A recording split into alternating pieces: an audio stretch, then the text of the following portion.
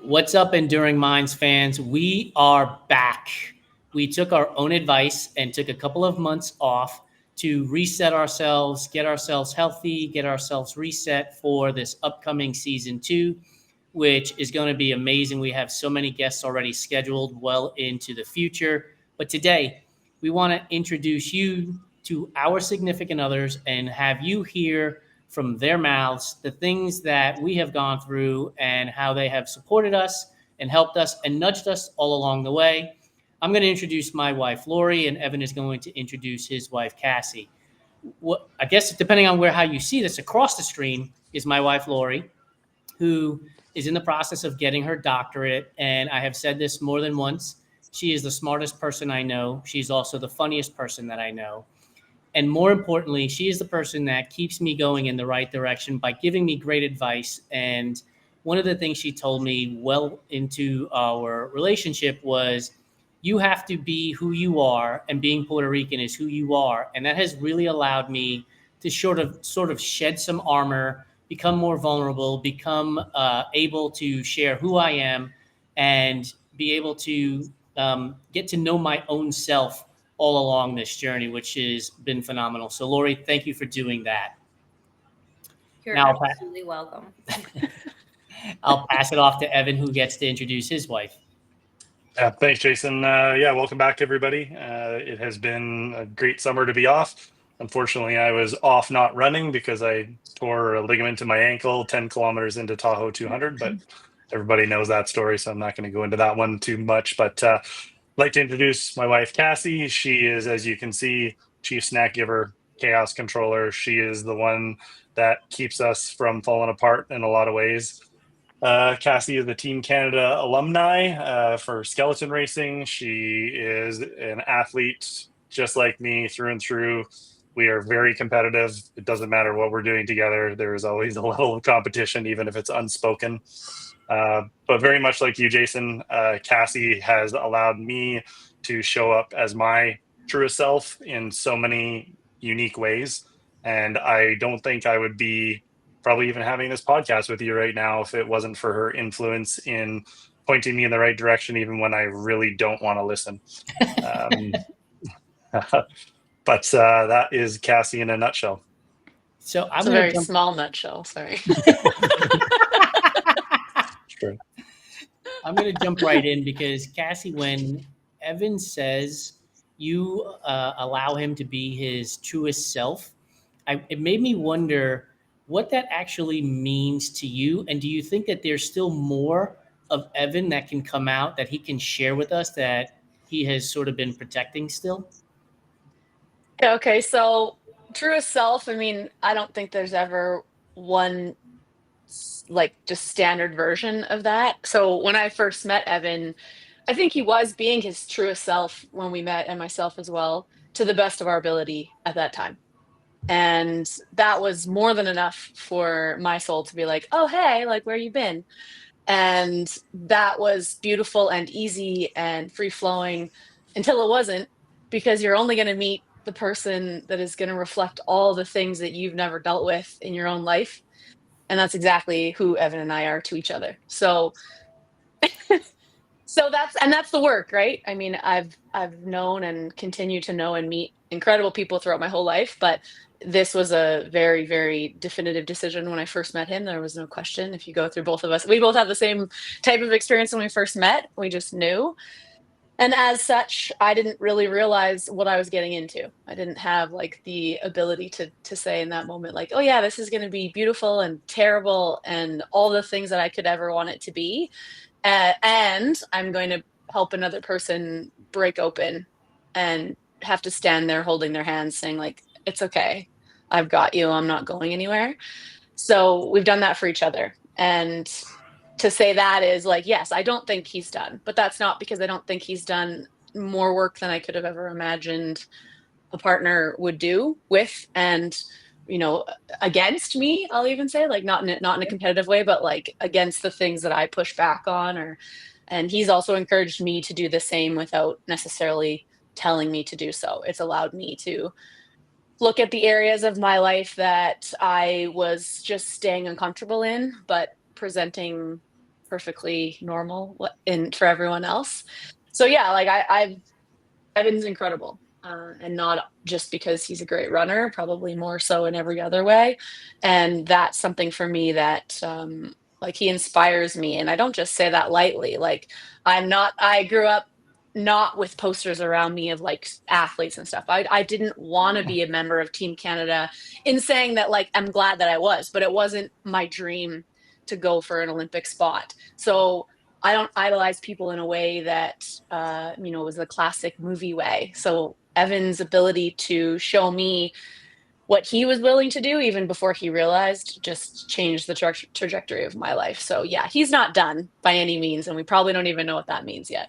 I think it's really cool of this idea of we're not putting ourselves in a box to say we can't grow and change and continue to be our truest self as life evolves. Life changes, we get older, hopefully we get wiser along the way, which then allows us to make changes and to continue to grow into our truest self. And it's probably one of those items that we never actually achieve. We just keep growing into a different version of ourselves, which is not a bad thing at all. Yeah, I agree. Achievement's a big one for everyone, right? I would assume everyone here has that desire to be achieving. I can only speak from my own experience, but that certainly drove a lot of my life to show up in a way that looked great for everyone else. And quite frankly, now I don't care.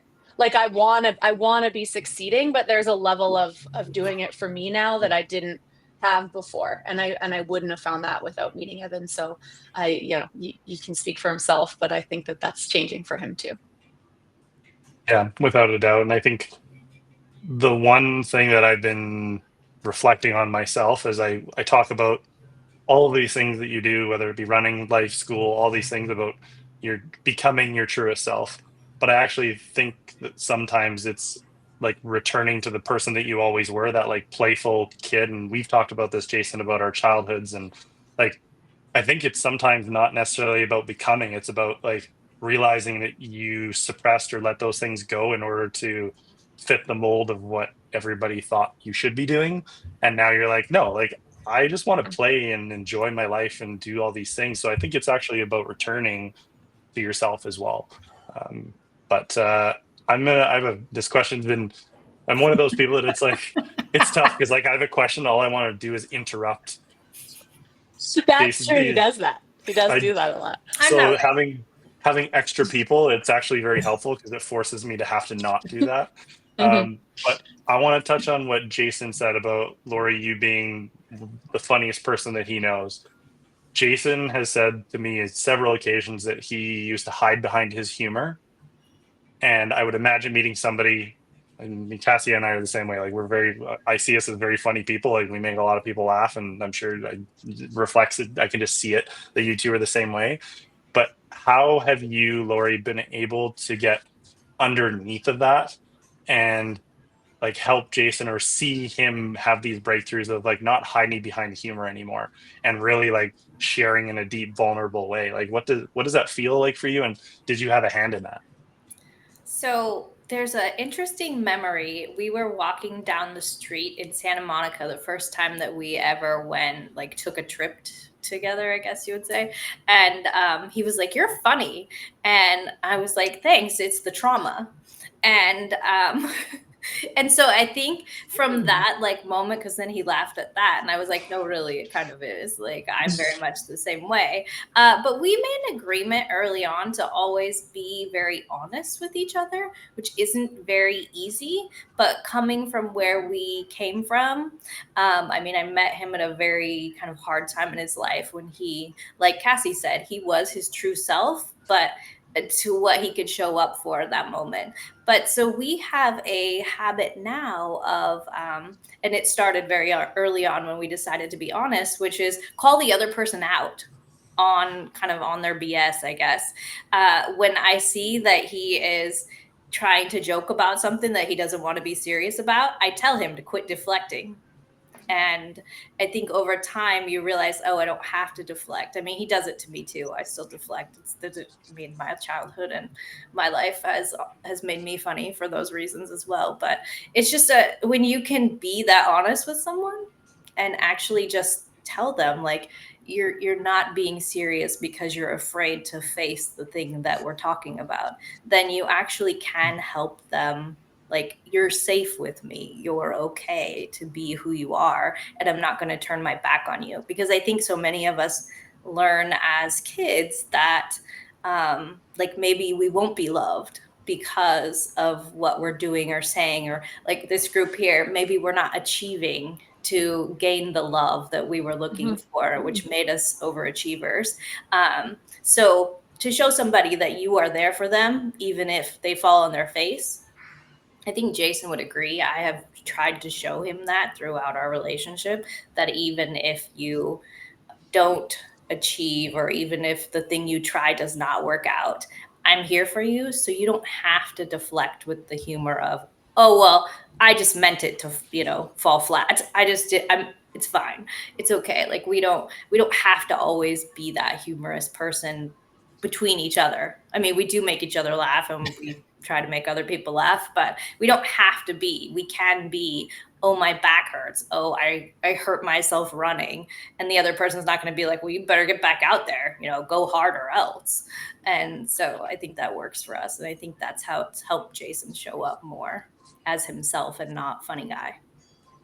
I think when you have honest conversations, then when the humor injects itself into the conversation, you understand that it is nothing more than a deflection, but you will come back to the conversation that needs to be had.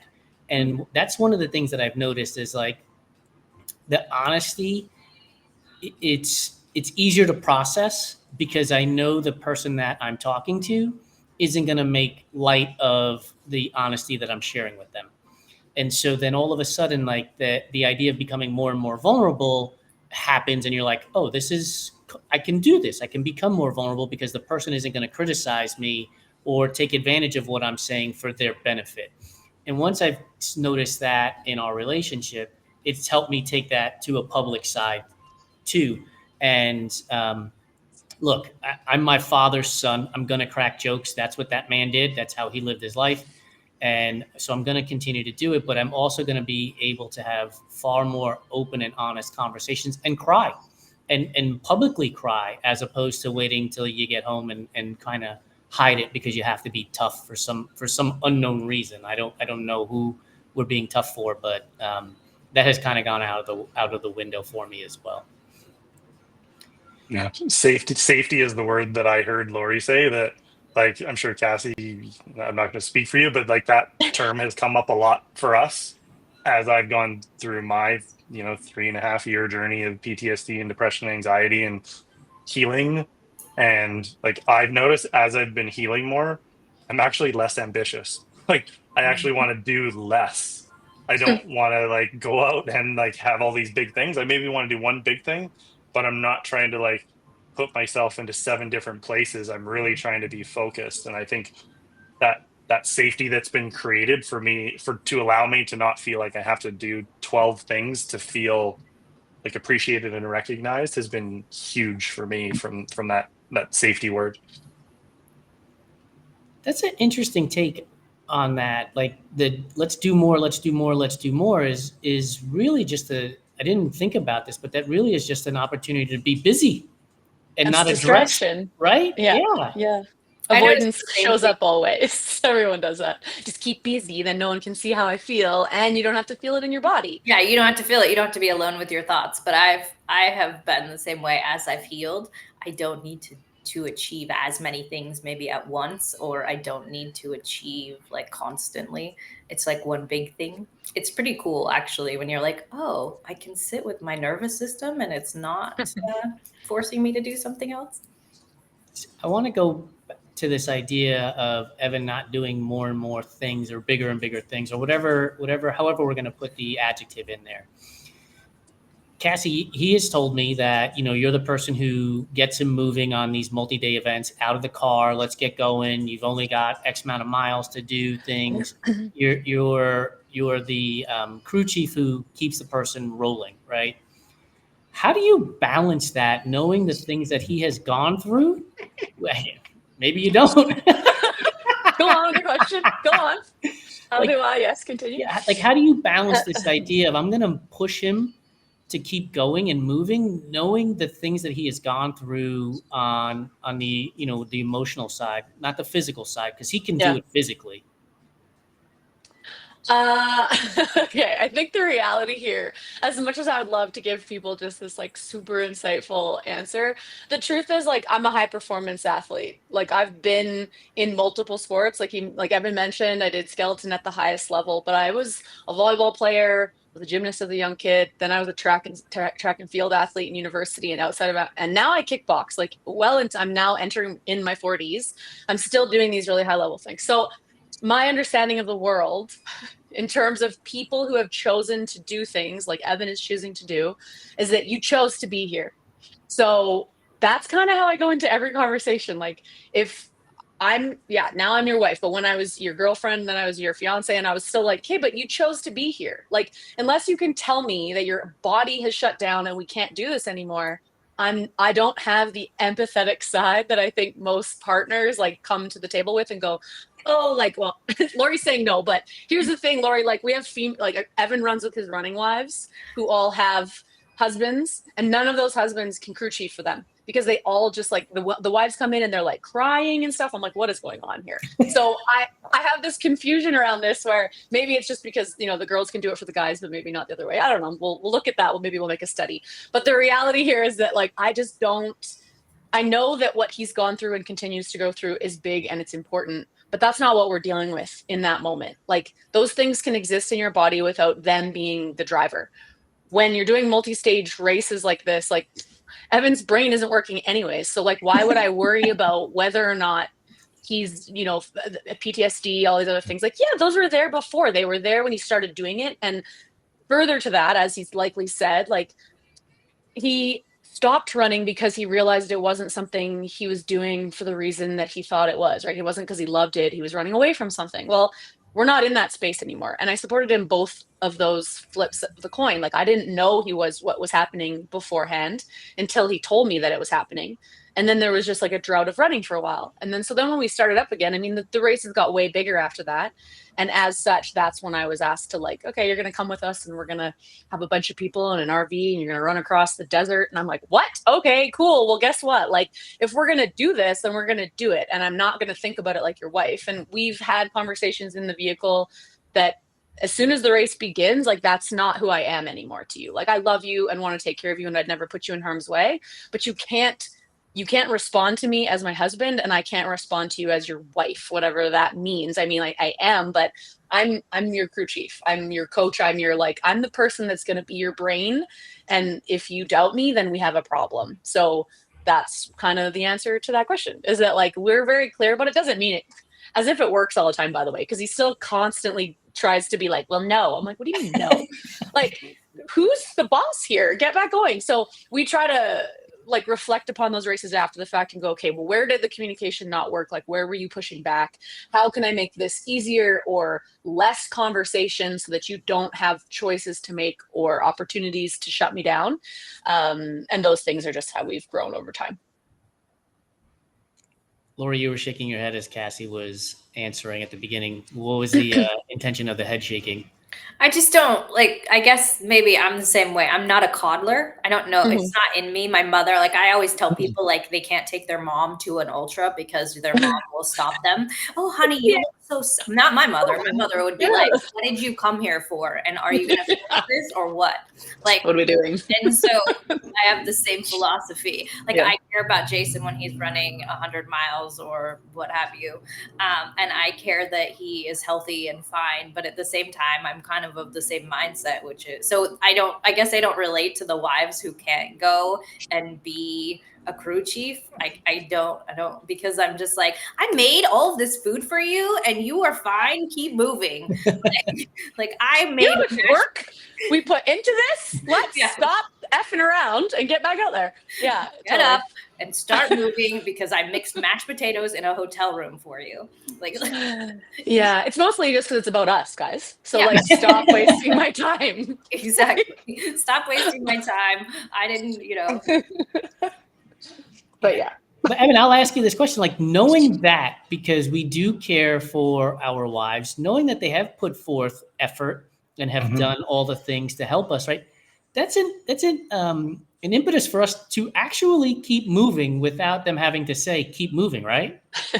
Absolutely. I think there's a level of unspokenness that happens in these events when you go in, and I mean, there's no formal training for crewing an ultra or crewing one of these longer distance races. Like, it doesn't exist. You literally do it and you learn from it, and then you do it again the next time. You're going to keep making mistakes and you're keep doing the wrong things. I'm going to keep talking back.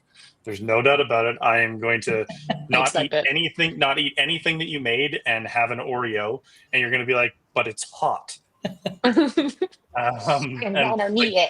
There's a reason why I was given a nickname during that Speed Project LA to Vegas run of 1 more minute. And like, we're talking about running here, so it's and Flat Pop. You had 2 nicknames. Yeah, 2 nicknames. I got 1 more minute and Flat Pop.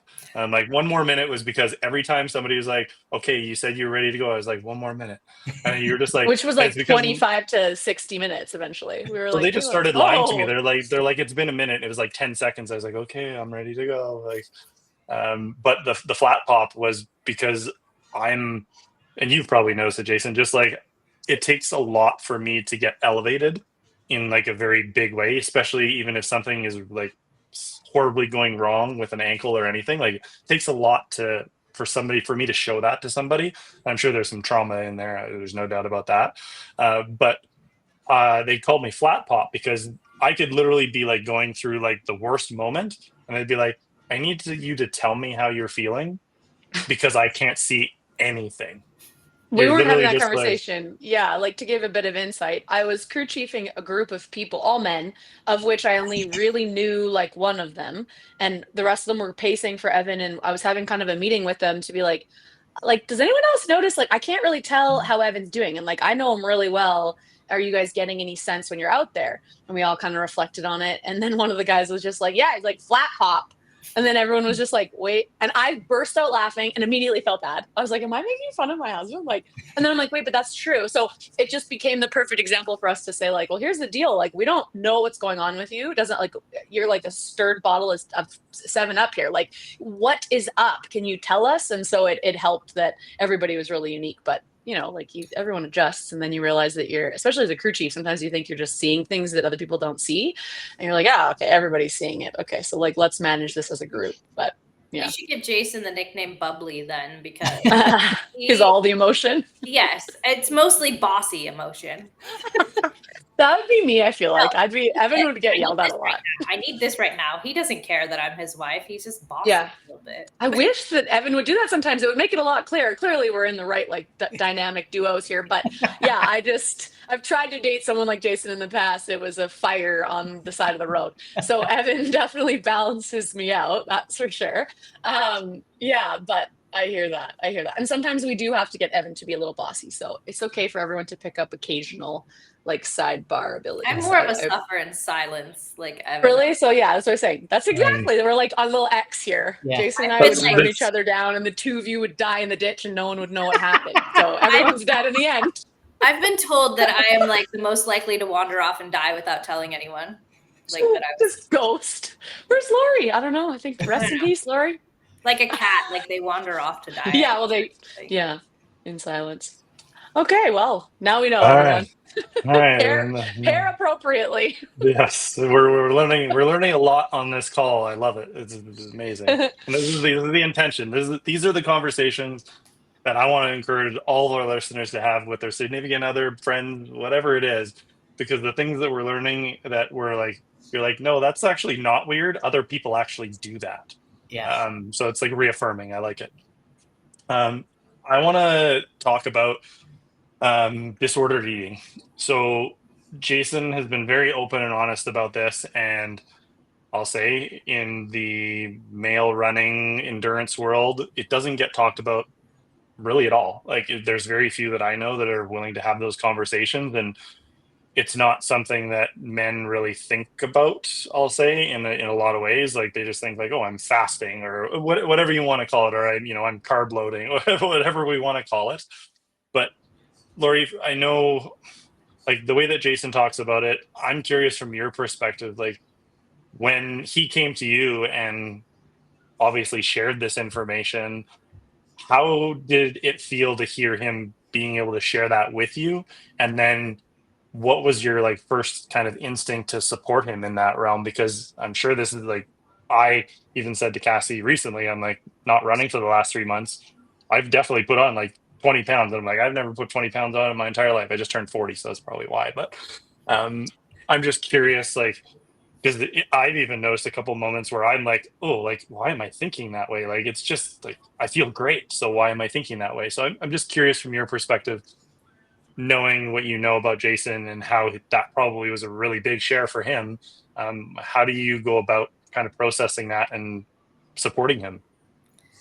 It wasn't one moment when he was like, I am worried about my food consumption, or it was like a dripped out sort of like he would say things to me and I was like, that's not normal. And I come from a very disordered eating background myself, being an athlete as a child, and just in general I have a lot of food allergies, which I can't eat a lot of things. So but he would say things to me like, I don't know. I'm trying to think of a good way to put this. Like, I would hide my food consumption because people would say things about it. And I was like, that's not normal. Like, that's not behavior that like someone should have. Like, it's not good behavior.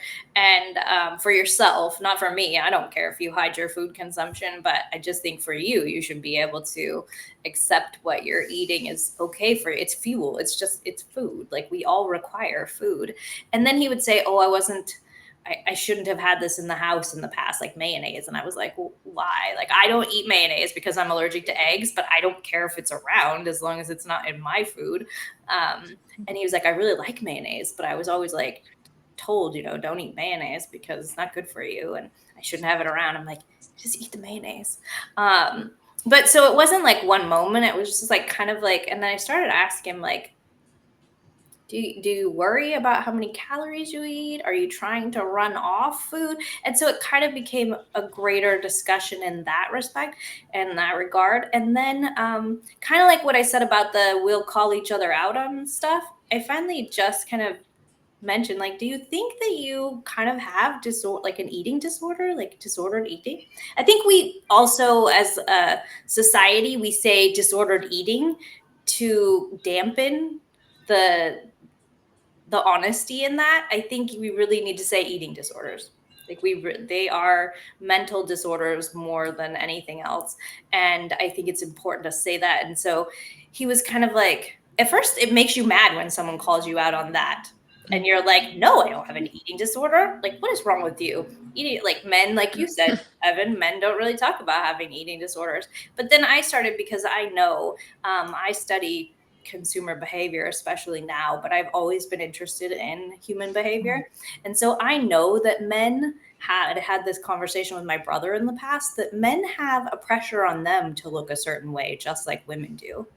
And so, especially in athletics, men have a pressure to look a certain way. So we just started talking about it like that. And now I support him and encourage him. And sometimes he thinks that it's to make him fat. He's like, you got me. Yeah, you got me those Oreos to make me fat. And I'm like, how dare you? No, I did not. I know you like Pop-Tarts and Oreos, so I suggested you have some, but it wasn't to make you fat specifically. But I just support him by like, eat whatever you want. Like, we share whatever food is in our house is very specifically open to either of us eating it. I've been teasing him because we got Nutella jars in Chicago with our personal names on them. And he has been like threatening to get into mine. And I'm like, you have your own. That's the extent of us not like, whatever food is around is open to whomever. And I encourage him to eat if he's hungry, because like you, Evan, when you're not running as much, you feel like maybe I shouldn't eat this. And I'm just like, if you're hungry, have food. Like, this is like, we all need that more normalization of intake, because as athletes, we're definitely, as children, taught, you need to, especially if you grew up, if you're over 40 at this point, when you grew up, the message there was 10 pounds less will make you run faster. 5 pounds less will make you run faster. It will make you jump higher. It will, like dancers are especially known for not eating. And so that's kind of, I just try to be supportive of, like, you need food. So please eat whenever you're hungry. And I'm just picturing a Hydro Flask filled with mayonnaise right now. That's the thought that came up. Cassie and I like to share the thoughts that come up. Like, I like the mayo. You don't choose thoughts. But cleaning that Hydro Flask is all I can think now. Like, I don't care that that's what you're eating out of it, but now I got to clean that thing out while you go for a run. I'm throwing it away. We have so many. Okay. Here's the thing. I make you clean it if you put mayonnaise in a Hydro. Just okay. I love mayonnaise, but I don't know that I could do that. But this actually came up a couple of weeks ago. On Sundays, we go run at the beach, and then we go eat nachos at this restaurant. And they don't give like little tiny triangles of chips. They give you like a whole like tortilla, basically, that they deep fry, and as a table snack. And then I'm sitting there, and I'm just staring at it, and my mind is processing. Did you run enough to eat that? Are you hungry enough to eat that? Why aren't you eating that? You are hungry. You have run enough. And I was constantly battling with it. And instead of just swallowing those words in my own head and never mentioning them, I said it to Lori. I was like, I am literally sitting here arguing with myself on whether or not I should eat this one. It's a singular chip, right? Like, nothing in my life is going to change whether I do or I do not eat it. And she was like, just eat the chip. Like, if you're hungry, eat the chip. It's okay. And so even like to this day, 5 years later, this stuff still comes up, and I still have to vocalize it to put it out into the world so that I can get help. Otherwise, what I feel is I'll end up reverting back to where I was 5 years ago, and then Lori having to play detective in like seeing me, like, is he eating? Is he not eating? What is he saying? What is he not saying about food, as opposed to just openly saying it and having that conversation in the moment and not delaying the process of addressing it, where it could get considerably worse all along the way. And I think she happens to be my wife, but if there's somebody out there who is dealing with an eating disorder, like, get the help, get somebody that you can talk to, whether it's a therapist or a nutritionist or something that you can actually talk to, so that you're not battling this conversation on your own, because it's going to go nowhere. It's going to go nowhere within yourself, because you're just going to constantly arm wrestle against yourself. So, we're all works in progress, like we said earlier. Like, we haven't, you don't know who your true self is, and, for forever. And this is just something that I'm going to be dealing with probably for the rest of my life. I don't know that I'll ever come to grips with it and be like, this is cool. I can do this. I think it comes with some negotiations at times, and having Lori be that sounding board has been just a tremendous help. Can I jump in real quick? I just want to say to that point, like, regardless of what it is we are challenged with ourselves, like in the healing process, regardless of what it is, I think there's this belief that there's going to be this end point, that we're going to get to it and we're going to be like, I did it, I'm done. And then if we can't get there, then we're like constantly failing. And so that understanding that, like, whether it's physique or eating or mental health or like a skill that you want to get, like, you just believe you're going to get to this version of it and it's going to be enough. Like, that doesn't really exist. And it's that important human element to keep reminding yourself, like, that's the journey you're on, and to surround yourself with people that can remind you of that as well, because we're really hard on ourselves. Like, regardless if you're a super overachiever or not, I think both ends of that spectrum experience that same desire to be done with the item that they're battling. Like you just want to be done with it. And it's human. It's human to just be existing and changing and failing. And like you said, Jason, like just saying it out loud and being like, I am struggling with X right now. And if you have people around you that can just hold your hand and be like, okay, that's okay. Like we don't have to do anything right now. You can just like exist in this space, and tomorrow might be different. It might not be, but we have many days ahead. So I think if we put it in perspective too, right? So there's 4 of us that are talking on this conversation. We're going to publish this podcast. It's going to go up on YouTube, and we'll share it on social media. And there will be people that see it, right? Without a doubt. But there's going to be millions more that don't. Mhm. And we're always worried about the millions more that don't. Instead of just worrying about the person, which is ourselves, having that conversation to go and seek help. And when I started to gain perspective, and a lot of it is thanks to the conversations I've had with Evan during the Enduring Minds podcast and the guests that we have had on, man, it has shown such a light on this idea of perspective that it's okay. You're worrying about a boogeyman who's probably never going to say anything to you at all. So deal with the challenges and be patient with them, right? You're not going to solve them on day one, and you may never, ever solve them. I see Evan's ready to chime in. He's chomping at the bit. No, not at all.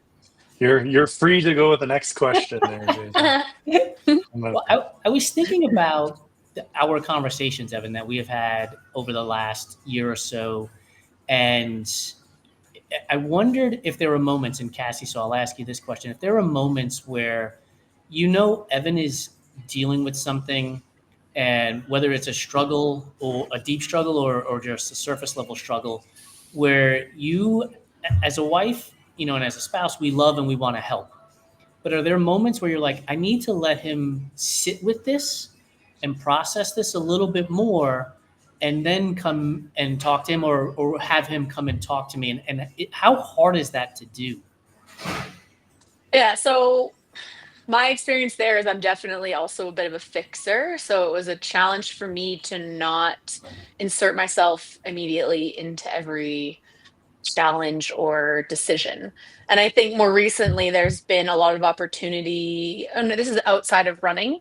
Evan's just like put himself in a position where there's a lot of opportunities everywhere, and they're coming at him, and he's able to, like address them and have conversations around them. And it's very exciting. And I'm excited for him. I have also had times like that in my life. And I find that my opinion of this, from my own perspective, is that when you're really getting through breakthroughs, you're going to get a lot of additional external input. And some of those inputs are really good, and some of them are like very dangerously testing you. And it's your opportunity to decide whether or not you want to go make that mistake again and have to learn it again, or stop yourself. And I wish I could say like I just stood in the sideline and was like, go get them and screw it up. But I definitely insert myself a little bit too quickly, out of desire to save, right? Like I'm like, oh, I don't want you to have to make that mistake. And anyone out there that has kids or helps raise little minds, like it's very easy to do that. You're just like, here, let me tell you what to do. Like you don't have to make that mistake. But if you've ever coached anyone, like can't do that. You have to ask questions. You can't force anybody into anything. And especially if you tell them what to do, they're probably going to do the opposite. So yeah, with Evan, and I'm being a bit vague because I don't think it matters. Like the details around it is irrelevant. But I definitely inserted myself a bit quick. And then I had to pull myself back and have a conversation with another trusted person to be like, I think this is me like trying to control it, but out of the thought was that I'm going to help. Right. But really it was like, I had to sit back and just like shut my mouth and maybe ask questions and then just see what happened, and trust that if for whatever reason he made the decision that I was afraid he was going to make, we would still be okay. And some of it is like we were discussing, because we put so much work into making the food, like some of it's a selfish reason. And I think it would be remiss to not say that sometimes when we're in a partnership, we are making choices and acting out of our own selfish reasons. Like I want to be so altruistic and like everything I do is for Evan. Like, no, it's not. Everything I do is for myself. I'm in a relationship with Evan and I love him and care for him. But a lot of the time I'm trying to protect my own experience. And as such, that knowledge like allows me to maybe just take a beat and go like, shut your mouth, Cassie. Evan is a grown man who has had experiences, who will continue to make mistakes and success, and just stand there and just deal with it. So a little bit of both. I personally need to get a bit better at it, and that's just my awareness around that. I think it's interesting as you're talking. I'm thinking to myself, like, so many people will judge. Oh, what do you mean it's about you and not about him? And right. And the reality is, but the reality is, right, your relationship is your relationship. How you work together, how you partner together, how you help each other, how you don't help each other in certain circumstances is your relationship. And this idea that I'm going to impart my thought process onto your relationship and you should do it this way, it's complete utter fucking nonsense. Let's be honest, right? Yeah. Like, how could I tell you how to live your life? I haven't spent a single moment in your shoes. I haven't spent the time that you've spent with Evan in dealing with the ups, downs, and sideways that come with your relationship. But as you were talking, I'm like, how many people right now are like, what do you mean you're doing it for yourself? Yeah, I think that, like, that's of course. And how would I have answered this like 10 years ago? I don't know. Did I have the awareness to say, like, oh, I'm being selfish in some of these moments? Maybe not. But I don't think it's a bad thing. I think people get so wrapped up in the idea that when we're in a partnership, it needs to be about the other person and like, we need to help them and put ourselves second. But like, no, fuck that. Like, if I put myself second, then how can I be here for you in the full capacity of my being? And I expect the same from you. So if I'm messing up and you're standing in the corner, like not mentioning it, like Lori said, like, call me out. But you can't get in my way. Like, I'm still gonna probably do the thing. And like, I've made decisions in our lives that have been drastic. And Evan had to just sit there and go, like, I support you. And I'm like, okay, good, because I was gonna do it anyways. Like, and that's enough. And you know, how did it end? It ended exactly how it needed to, because I needed to learn that lesson. And I was like damned and determined that that was what I needed. So if I expect that from him, then he should expect that from me, right? Like, I should be able to do the same. So if people think they're making all their decisions for their partner, like, cool. If that's what you believe in your mind, I'm not going to sit here and tell you otherwise, but I'm telling you, most of us are pretty absorbed in a way that, like, that's how we're built. We're built to take care of ourselves. Right. And that's what's so beautiful about it. So it doesn't have to be negative. So if anyone wants to at me in the comments, go ahead. We can have a chat about it. I don't mind. Like, I just think that's just takes self-reflection, and it's a vulnerable, scary place to exist. And I invite everyone to take a dip in that side of the pool. Lori, I saw you laughing. What part of Cassie's answer resonated with you? Well, you know, like Jason knows. Yeah, I know. No. Tell everyone else, Lori. Jason knows my philosophy is I love you, but I love me more. And so I'm going to do the thing, like, you definitely, like, I want you to be there, but I can exist and survive without you. And so if you don't, and I think everybody in every relationship should feel that way. I think that they should feel like I'm fine on my own, but I want you here if you want to be here. I don't want someone here who does not want to be here. And so to your point, Cassie, I'm making decisions like in a selfish manner in a lot of ways. I'm bringing him along, like, in a way of, hey, I'm thinking about doing this. What do you think? But in the end, I'm glad you support me, because I'm probably going to do it anyway. Yeah. And that's important. I think that's a mature relationship as well, right? Like, I've been in the opposite. I'm sure we can all have experiences in our past where we weren't in that mindset. You really did believe, you're doing this for each other, and you're like, oh my God, we're so symbiotic. Be awesome. Yeah, I think you have to go through that. But when you get to the point where you're like, I'm really intentionally choosing a partner who's my best friend, who I will like beat down in the backyard and then like love on, like, you're just like, you have to have both extremes, because you need someone who's gonna like bear witness to your life. And that's what we're looking for, is to have somebody like see us. There's billions of people in the world. You want to be seen. You want to share that life with them. So what's that look like? Not transferring all of your experiences to someone else's desires. No, you still have yours, and you want them to have theirs. And that's the best way to support each other, is by saying, okay, like, I want to hear about it, but you're going to choose for yourself, and I'm going to stand here next to you, supporting you. I mean, Jason's been a big trooper in me moving us around the country. I mean, we've stayed on the West Coast, but everybody's like moved again, and I feel a little bit bad for him every time someone says that to him. Like I've said about moving, I love moving because you get new experiences. I don't mind packing. It's the unpacking I hate. Like everything else is fine. Like I don't care about the rest. But Interesting. Evan, I was gonna ask you this question because I think as I'm sitting here listening to this, right, it's the fact that we're able to have communication and open communication with our wives, that when they say I'm doing this for me, we don't get offended by it. We're not like, what do you mean you're, because we've had these conversations, because we've been able to support them, they've been able to support us, and so you work together to make the best out of all of the things that are happening. Like as you were listening to, maybe not Cassie, but as you were listening to Lori talk about I love me some me, like were you thinking to yourself, yeah, that's the way it goes? I can still remember the first night that I met Cassie, and all I could think to myself was, she is so out of like my reach in any way, shape, or form. I was a separated adult with two young children, and I'm like, this woman is just like so far beyond like anything that I could ever imagine. And it was because of her like just aura of like, I like, it's me and I only need me, but I'm like, but I want you. This typical man. Like, Hey, he's like, ooh, look, this thing I can't yeah, have. I wonder how that's gonna yeah, go. I'm like, about the way you yeah. expected. Like a You know, lot of challenges, and I babe. could say, and I can honestly say, like, there's no doubt about it. There is that like raw animal attraction that like humans have, like we're mammals, but it was the conversations that you could just hear the way they carried themselves that you were like, damn, like this girl has so much going for her that I'm like, I would be such an idiot to not like have conversations and not even think about like I'm trying to get you, but just to have a conversation. And I think that's the thing. Like if you can build that like trust and rapport and all these other things, and people think about you got to throw pickup lines and all this stuff. I'm like, no, I'm like, I learned very early on, and that it's like the more trust you can build, the more honesty you can build in your communication right off the start.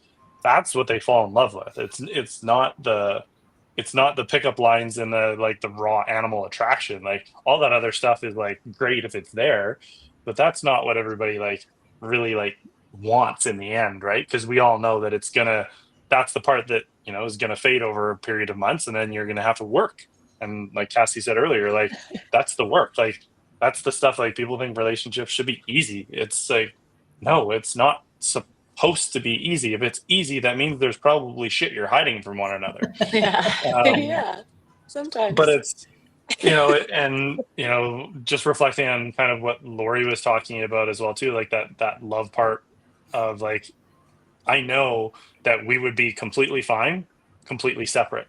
But I also know that as you connect the dots, you buy a house, you do all these things, and you start to like mesh things together.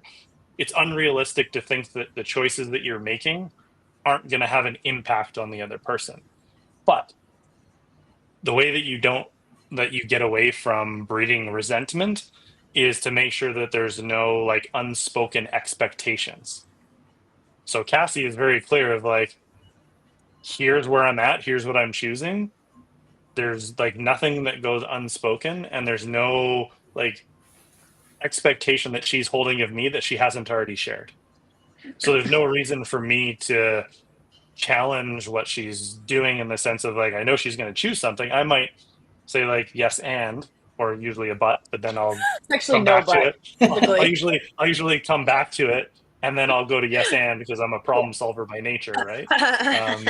But I'll try to come back and be like yes and that's huge, right? To be able to know that that person is being forthright with you, and you don't have to wonder if you're, is this a trap? Like if I don't challenge her, is she going to want me to challenge her? Like, and if I do challenge her, is she going to be mad that I challenged her and she's going to do it anyways? Like, Who's the so there's, overthinker here? So Yeah. put up your hands. yeah, but there's nothing unspoken. And I think that's the beauty in those conversations, is that is what creates the trust, is the honesty, and the like, because that's what eventually like destroys relationships, is those little tiny Yeah. moments that just like build up to this like cup of resentment, and you're like, holy shit, that thing is full now. Yeah. But if you never start to fill it because you're so brutally honest, even if it's going to hurt the other person, then so be it. Because like I would rather be hurt one day, have a conversation about it and work through it, than to build this like cup of resentment that it's so full that you can't work through it anymore. It takes so much confidence to do that, though. And I think that's where a lot of people trip and fall, is they don't have the confidence that their significant other, two things. First, that they can live on their own, right? They're not confident that they can do it on their own. And then they're not confident that their significant other will have an open and honest conversation in return.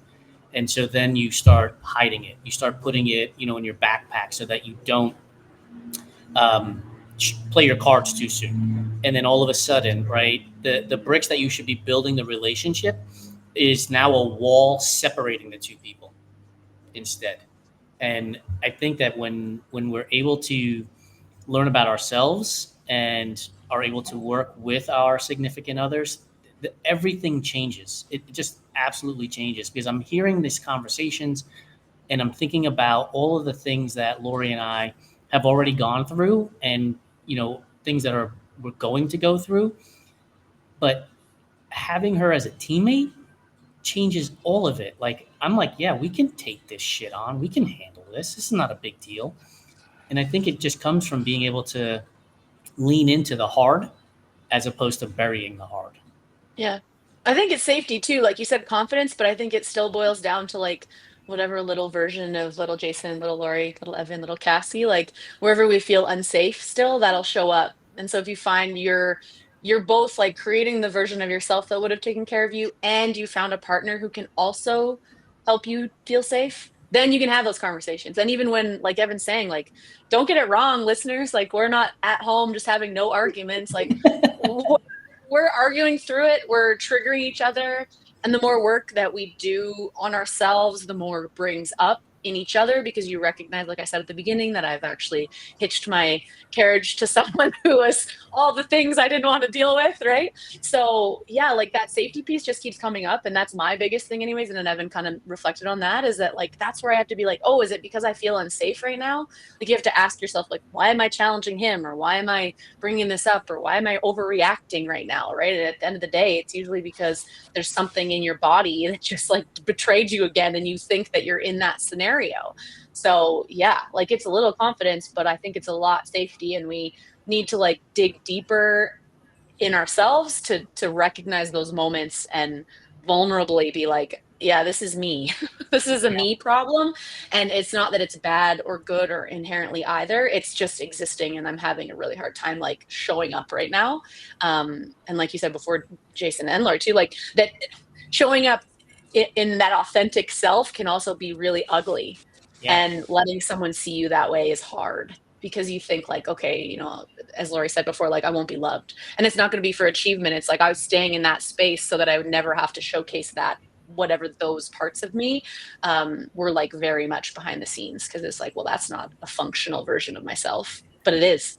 And like angry, sad, whatever, like that's real. And if you find someone that you can be yourself like that with, and then you have a new ticket. Yeah. Yeah.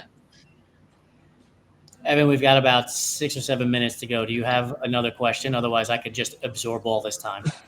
Yeah. You were very good at it. I will give you that. I'm not going to give you that. I'm not going to give you that opportunity today. I kind of want to end it in a different way than what we've had. It literally just popped into my mind when Cassie was having this conversation. I would love because we're not going to likely get this opportunity again. Maybe this is how we start next season off as well too, because then they can be like, "Oh, how is Jason grown?" Or "How is Evan grown?" How are things going now? Yeah, I think it's beautiful. Maybe we'll do that. Maybe not.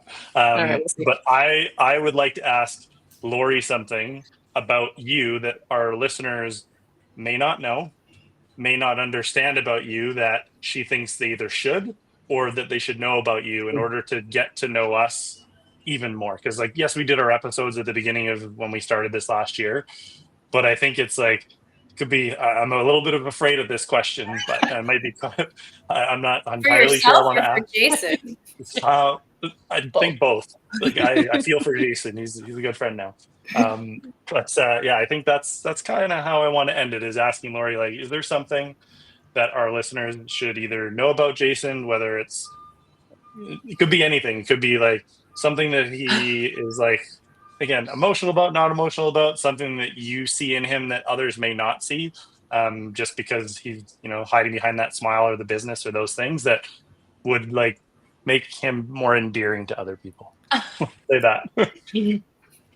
He's a pretty open book. I will give him that. So I was like sitting here as you're talking, like racking my brain about how honest do I want to be about this too.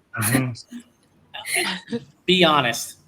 But let it all out. Honestly, the thing that I would say is that people don't realize how much Jason cares about the community of like the Run Drive Bike community, the community of people who listen to the podcast, everybody he interacts with, the running community, the triathlon community. He is emotional about like people's wins, about ways that when people message him about like, hey, you made me think about this, or you made me feel this way, or I was so excited that I finished this race because I know people are cheering me on. He gets very emotional about that, and people don't see that because he is the funny guy, the loud guy, the guy who's talking about pineapple on pizza is a horrible thing nonstop, and or what's also funny, people need to know this, he talks about him being the like food truest, like the truest to like a regular Oreo.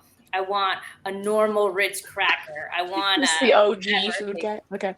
He seems very vanilla baby, but he is very much like I have turned like he's eating all the Oreos now. He doesn't turn down double stuff and I'm not talking about this in a food and eating way, but like his horizons have expanded he still will not eat pineapple on pizza. And I can't say I blame him because I don't think that that's a thing either when it comes to red sauce pizza, but let's just end this right now, Evan. I'm done. But yeah, it's very emotional, even though he plays the funny, like tough guy. A lot of people also don't know that I thought he was a jerk when we first interacted through the running community. I thought he was full of himself and like rude, and so that was the trauma. And now they're married. Yeah, it took like 10 years. I don't know. I think it was about 10 years, eight called the long game.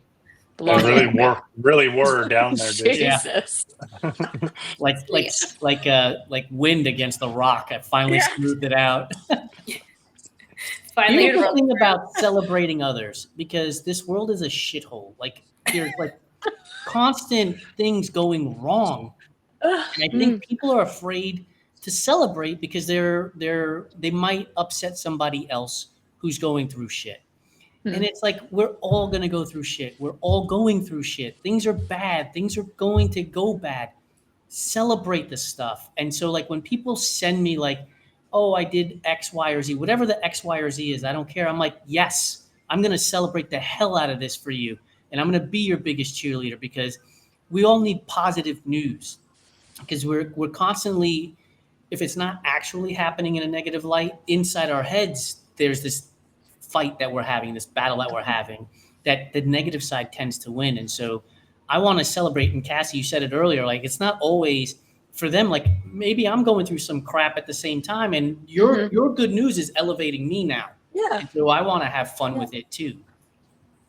Yeah, that's what I heard from Lori, was that you're a cheerleader. I was like imagining you in your little cheer palm outfit. Hell yeah. I like that. That's a great. You would do a dance in a cheer palm. Hell yeah. Yes.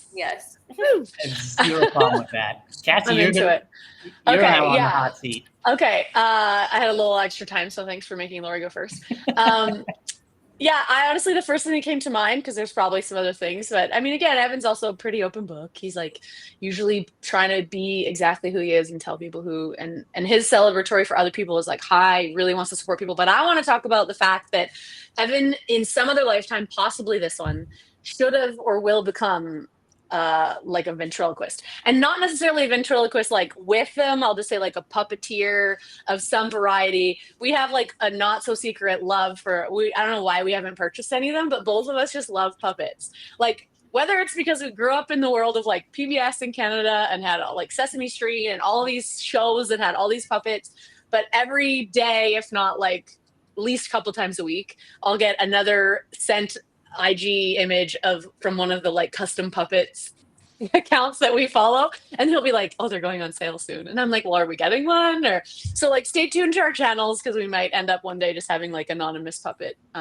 fights. But yeah, so that's something that people don't know about Evan. He's got lots of voices that he likes to do, and the kids love it, and I love it, and I grew up in a household that did voices too, so I think there was like that other element. But yeah, just a couple of children who were wishing we were still playing with puppets, for sure. Jason, do you find puppets creepy? Yes, 100%. Sounds so creepy. And I think we both think puppets are kind of creepy. They're both like, oh god. So we'll have pineapple pizza and puppets, and Jason and Lori are not invited. Like, Got it. That's a whole party right there. Puppets and pineapple.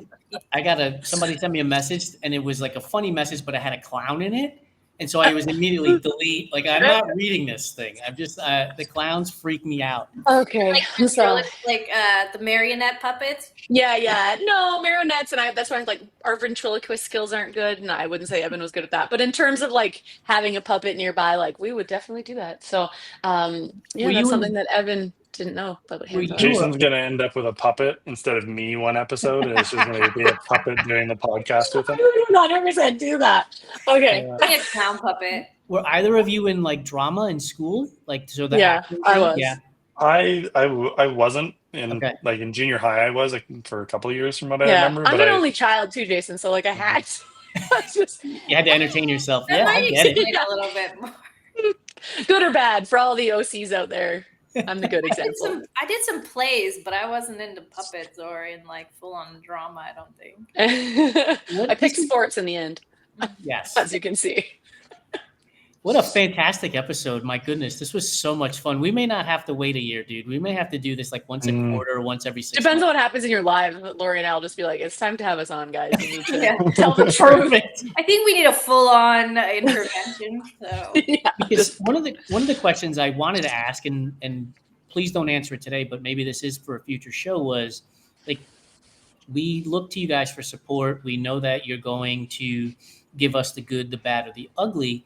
And so I was wondering, I wonder if Evan says to Cassie, I'd like to do X race, knowing full well that she's going to say yes, or knowing full well that she might say no. And so you're protecting yourself in that way and try to figure out how to say it. So like, my example is like, if I have a business idea, I will ruminate on it for hours on end, maybe days on end, before I finally know what to ask of Lori in terms of because of the answer I want to get, as opposed. I'm kidding. You're trying to like preempt it. This isn't even an answer. Of course, you both do that, and then we know when you're doing it too. So that's the answer. Okay, we can end it there. Face looks like this. Your face is like both of you, microaggressions, whatever. Like, don't bother everyone on this listening. Like, you can try. You could spend a year thinking about it. As soon as you come to us, we already know what you're trying to get out of it, a yes or a no, and we're probably just going to look at you and be like, you're not smarter than us. Okay. Let's finish it there. Sure. What can I say? I like my pie in my sky. Such a dreamer. Yeah. This was awesome. Thank you guys so much for participating in this. Evan, great idea. Thank you for coming up with it. I really appreciate it. For those of you that have made it through the hour of this conversation, thank you so much. The Enduring Minds podcast will be back in 2 more weeks, and we will go back to having guests on our shows that are men, and we're talking about their mental health and their vulnerability and openness and honesty. So thank you so much, Lori. Thank you so much, Cassie. And thank you so much, Evan. Appreciate you guys. Thanks, sir.